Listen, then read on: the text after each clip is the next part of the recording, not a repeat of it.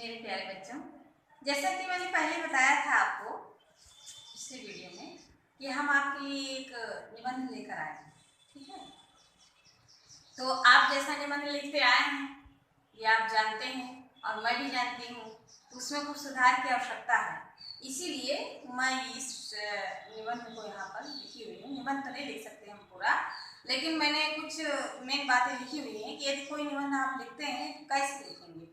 इसमें से मैंने ये आज का टॉपिक मैंने लिया है महंगाई की समस्या। ठीक है, और विशेषताएं मैंने बताई ही हैं कि कौन कौन सी विशेषताएं आपके निबंध में दिखाई देनी चाहिए। ठीक, तो उसमें से देखिए पहला है प्रस्तावना। प्रस्तावना में आप क्या करेंगे, आप जिस पॉइंट को बताने जा रहे हैं, जिस विषय पर आप अपने विचार व्यक्त करने जा रहे हैं, उसके तरफ ले जाते हुए कुछ अपनी ऐसी बात लिखिएगा कि जो पढ़ने वाला है उसके दिमाग में बैठ जाए कि आप कौन सी जानकारी उन्हें देने जा रहे हैं। तो जो इस प्रकार की बातें लिखी जाती हैं प्रारंभ में, उसे प्रस्तावना या भूमिका कहा जाता है। मैं आगे आपको अनेक निबंधों में क्या किस प्रकार से भूमिका लिखी जाती है, एक दो निबंध हम भूमिका आपको बताएंगे। ठीक है, तो इसमें देखिए पहला प्रस्तावना है या भूमिका, दूसरा है महंगाई का कारण। तो महंगाई के कारण के अंतर्गत देखिए पहला है जनसंख्या में तेजी से वृद्धि, कि लोगों जनसंख्या किस प्रकार से भारत देश में ज़्यादा है, जिसकी वजह से जो संसाधन है वो कम है, और जो जनसंख्या है भी वो अधिक होने के कारण लोग इतने सक्षम नहीं हैं कि अपने सभी बच्चों को उचित शिक्षा दे सकें।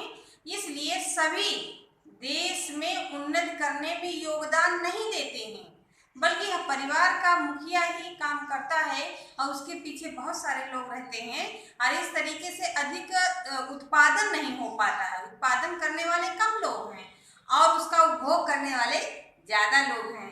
इसीलिए जो भी वस्तुएं हमारे पास हैं उनकी कीमत बढ़ जाती है। तो जनसंख्या की अधिकता भी महंगाई का कारण है। दूसरा है कृषि उत्पादन व्यय में वृद्धि, अर्थात जो किसान वस्तुओं का उत्पादन करते हैं उन वस्तुओं के उत्पादन में बहुत ज़्यादा लागत लगती है। जो कुछ भी उसमें लगाया जाता है जिससे अच्छी मात्रा में उनकी फसलें उत्पन्न हो, तो बहुत ज़्यादा लागत लगती है, जिसके लिए वह जो है सक्षम नहीं होते हैं। इसीलिए बहुत कम लोग ऐसे होते हैं जो खेती की तरफ जाना चाहते हैं। नहीं तो आप देखते हैं ज़्यादातर लोग शहरों की तरफ भाग रहे हैं, कैसे भी मजदूरी उन्हें मिले, लेकिन वह खेती करना नहीं चाहते हैं क्योंकि लागत ज़्यादा लगती है और उससे जो इनकम होना है वह ईश्वर के ऊपर निर्भर करता है कि होगा या नहीं होगा, क्योंकि प्राकृतिक आपदाएं भी किसान भाइयों के लिए हानिकारक हो जाती हैं। इसलिए भी हमारे यहाँ वस्तुओं की कमी हो जाती है और महंगाई बढ़ जाती है। अगला कारण है कृत्रिम रूप से वस्तुओं की आपूर्ति में कमी। आपूर्ति का मतलब होता है उपलब्धता। ठीक है, उपलब्धता का पर्यायवाची है आपूर्ति। ठीक, तो कृत्रिम रूप से मतलब वास्तव में ऐसा नहीं है कि वस्तुएं उतना कम है जितना एकाएक हो जाती हैं। तो यह हेडिंग हमको ये बता रही है, आपको इस हेडिंग में ये लिखना है कि बहुत सारे ऐसे लोग होते हैं जो व्यवसाय करते हैं, बड़े बड़े व्यापारी होते हैं, महाजन लोग होते हैं।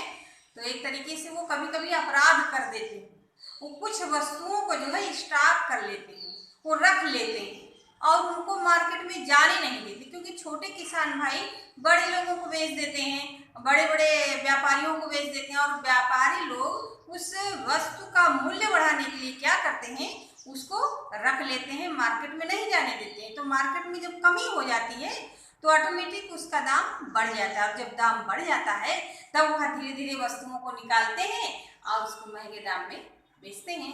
तो ये तो बहुत बड़ा अपराध है, और जो खाने वाली चीज़ों के लिए इस तरीके से करते हैं वो गलत बात है। तो ऐसा लोग करते हैं। ठीक, ये हेडिंग वो भी महंगाई का कारण होता है। इस हेडिंग के अंतर्गत आप इसको लिखिएगा। अगला है मुद्रा प्रसार। मुद्रा प्रसार अर्थव्यवस्था से संबंधित शब्द है और यह भी महंगाई का महत्वपूर्ण कारण है। ठीक है, इसमें क्या होता है, आप अपने बुजुर्गों से पूछिएगा या आप वैसे भी अगर इतिहास पढ़ेंगे या अपने वृद्ध व्यक्ति से पूछिएगा तो उनके ज़माने में जो वेतन होता था वो बहुत कम होता था, लेकिन उस कम वेतन में उतने ही अच्छे से जी लेते थे जितने अच्छे से आप जी रहे हैं, है ना। तो क्योंकि उस समय 1 रुपए में जो एक एक पैसा होता था उसकी भी कीमत थी। 1 पैसे में भी सामान मिलता था, 10 पैसे में भी सामान मिलता था। लेकिन आज क्या है, आज 1 रुपए का भी कोई महत्व नहीं है। तो उस जमाने में यदि कोई 500 रुपये महीने में पाता था और आज अगर वह 50,000 पा रहा है तो बात बराबर है, क्योंकि उसकी एक एक पैसे की कीमत थी और आज वो 1 पैसा आज के 10 रुपए से भी जो है ज्यादा मूल्य रखता है, ठीक है। इसलिए अब पैसा ज्यादा आ गया है और वस्तुएं कम हो गई हैं। तब उसी चीज की कीमत वो लोग 1 रुपए में पा जाते थे, आज हम आप उसको 100 रुपया देते हैं। इसीलिए मुद्रा प्रसार हो जाने के कारण आज पैसा सबके पास है और वस्तुएं कम है, तो हर चीज की कीमत ज्यादा लग रही है, जबकि बात वही है ना। अगला है प्रशासन में शिथिलता। प्रशासन में शिथिलता का मतलब होता है कि जो सरकार होती है, कभी कभी कुछ सरकारें होती हैं, प्रजातंत्र है ही, यह जो है व्यक्ति ये सोचकर, प्रजातंत्र में जो शासक होता है वह यह सोच करके अपने कार्यों को करता है कि हम अगली बार भी हमारी ही सत्ता आए। तो कभी कभी ऐसा होता है, कुछ सरकारें व्यापारी वर्ग से, हो सकता है धन की वजह से या हो सकता है उनकी संख्या अधिक है, वोट पाने के लिए क्या क्या कारण होते हैं, तो उनके दबाव में आ जाती है कुछ सरकारें और जो है वो उनको मनमानी करने की छूट दे देती है, उसमें कोई दखलंदाजी नहीं करते हैं। तो इस तरीके से व्यापारी वर्ग भी अनेक वस्तुओं की कीमत बढ़ाते जाते हैं और सरकार का हस्तक्षेप नहीं होता और जनता त्राही त्राही करती है। तो ये भी एक महंगाई का कारण होता है। अगला है घाटे का बजट। घाटे का बजट का मतलब होता है, देखिए जैसे हमारे आपके घरों में जितना हमें अर्निंग होती है, जितना हमें इनकम है, जितना हमारा वेतन है, उसके अनुसार हम अपना वो बनाते हैं कि कैसे कैसे हम खर्च करेंगे, है ना। उसी प्रकार से सरकार भी एक बजट बनाती है कि हम किस प्रकार से इस वर्ष या 5 वर्ष के लिए पंचवर्षीय योजनाएं या वार्षिक योजनाएं, जो भी योजनाएं बनती हैं, तो क्या क्या वो करेगी, क्या क्या विकास वो करेगी, तो और कैसे कैसे कितना कितना धन कहाँ खर्च किया जाएगा। और जब वर्ष कंप्लीट हो जाता है फिर से नया बजट पेश होता है, तो उसमें ये होता है कि कुछ कार्य कंप्लीट हो पाते हैं, कुछ धन के अभाव के कारण नहीं हो पाते हैं। तो सरकार क्या करती है, जैसे हम आप क्या करते हैं, बैंक से लोन ले लेते हैं ना, और उसके बाद अपने काम को निपटाते हैं, फिर धीरे धीरे करके वहां पे रखते हैं। लेकिन सरकारें कभी कभी ऐसा कर देती हैं कि उनके हाथ में होता ही है, अधिक से अधिक नोट बना देती हैं।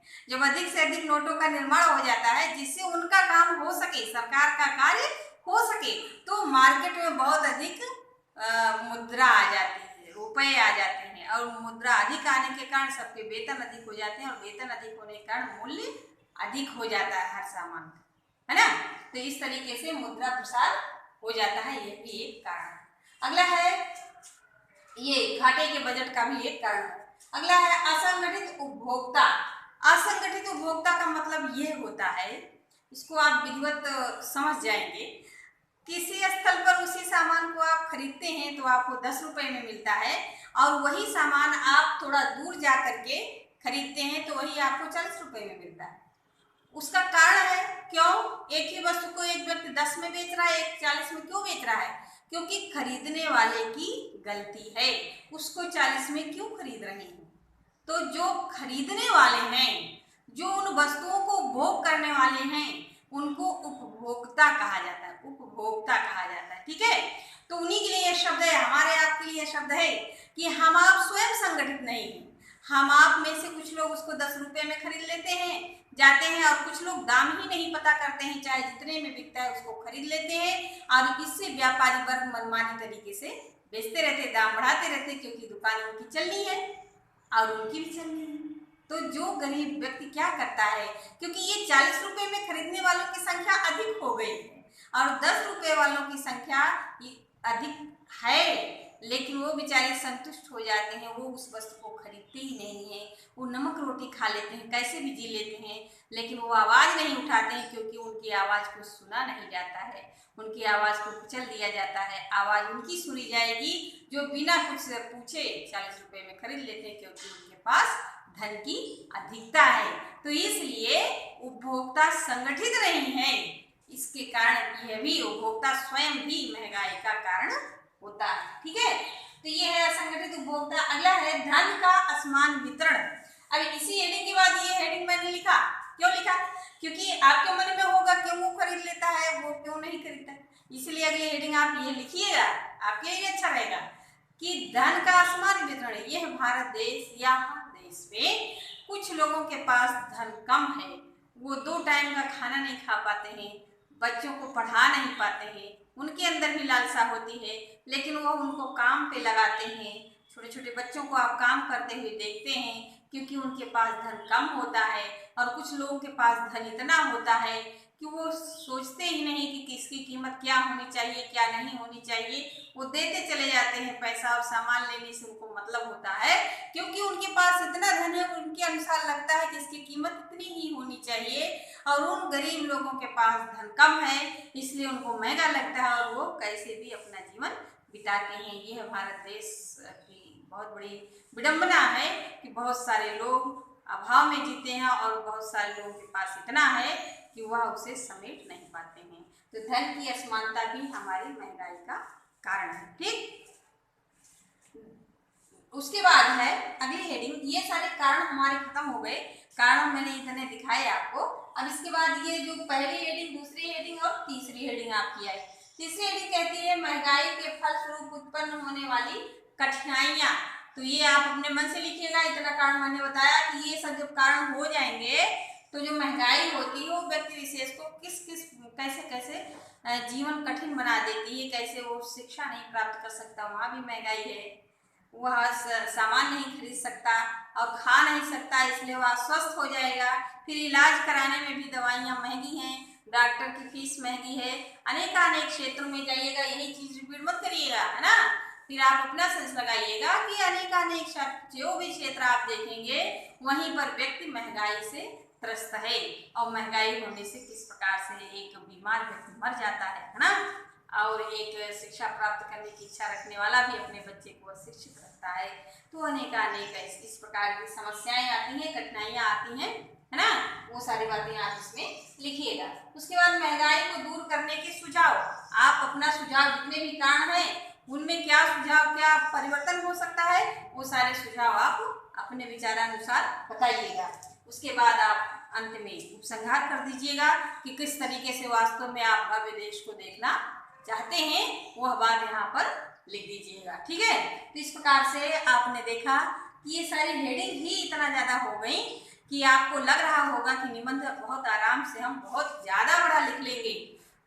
तो निश्चित रूप से इतना अगर आप याद करेंगे तो इसमें से कुछ भूल जाएगा, कुछ याद रहेगा, और वो जो आपके लिए अच्छा रहेगा। और हेडिंग होने से आपका मन मस्तिष्क उस पर केंद्रित रहता है, और एक ही बात आप ऊपर से नीचे तक नहीं लिखते हैं, उसको आप हेडिंग के अनुसार लिखते हैं। ठीक है,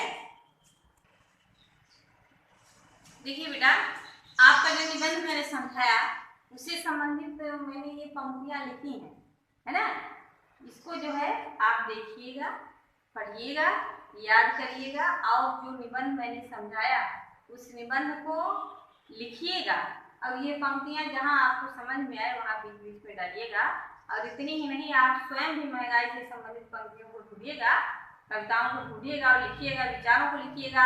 और लिखते समय ये आप लिखते समय ध्यान देंगे कि कहाँ पर आप सूक्ति का प्रयोग कर रहे हैं, मुहावरे का प्रयोग कर रहे हैं, ये आपको करना होगा। मैं इतनी ही मदद कर सकती हूँ कि आपको ये पंक्तियां मैंने ढूंढ करके 2 दे दी है, बाकी आप। ठीक है, अपना ख्याल रखिए।